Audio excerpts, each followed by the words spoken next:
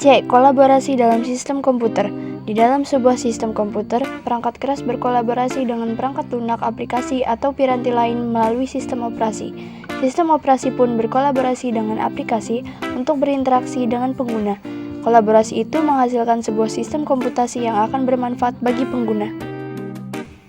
Pada sistem-sistem otonom, sistem komputasi tidak hanya berkomunikasi dengan manusia, tetapi juga berinteraksi dengan alam sekitarnya. Perakam gambar, suara, dan signal lainnya akan dapat mengirimkan data ke sistem untuk diolah. Inilah dasar dari sistem IoT, Internet of Things, di mana di sekeliling manusia dipasang perangkat-perangkat yang mampu menangkap data dan mengirimkan ke komputer. Dalam sebuah komputer, komponen-komponennya saling berhubungan. Demikian juga antara satu komputer dan komputer lainnya akan berhubungan melalui jaringan, mulai dari jaringan lokal sampai jaringan global internet. 1. Interaksi antara software dengan software. Seperti ketika melakukan instalasi program aplikasi penggajian atau payroll di komputer atau laptop kantor yang datanya masih perlu diolah dengan pengolah lembar kerja.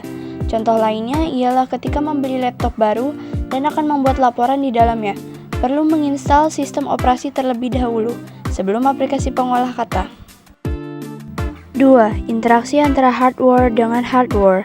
Salah satu contoh dari interaksi hardware dengan sesama hardware ialah saat kita mencolokkan sebuah perangkat keras dengan perangkat keras lain. Misalnya, mencolokkan flash disk atau mouse ke komputer. Saat kita mengambil foto menggunakan webcam yang ada pada komputer dan kemudian hasilnya akan dicetak menggunakan printer. 3. Interaksi antara hardware dengan software.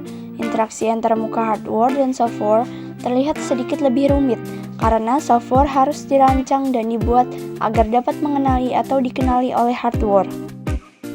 Contohnya, sebelum menggunakan printer, biasanya pengguna akan memasang sebuah program yang disebut driver agar komputer dapat untuk mengenali printer. Driver pada komputer adalah komponen sistem software yang berfungsi sebagai perangkat komunikasi antara sistem operasi dan hardware. Driver menggunakan kode biner untuk memerintah hardware melakukan perintah yang diberikan oleh sistem operasi dan mengambil data yang dikirimkan oleh hardware.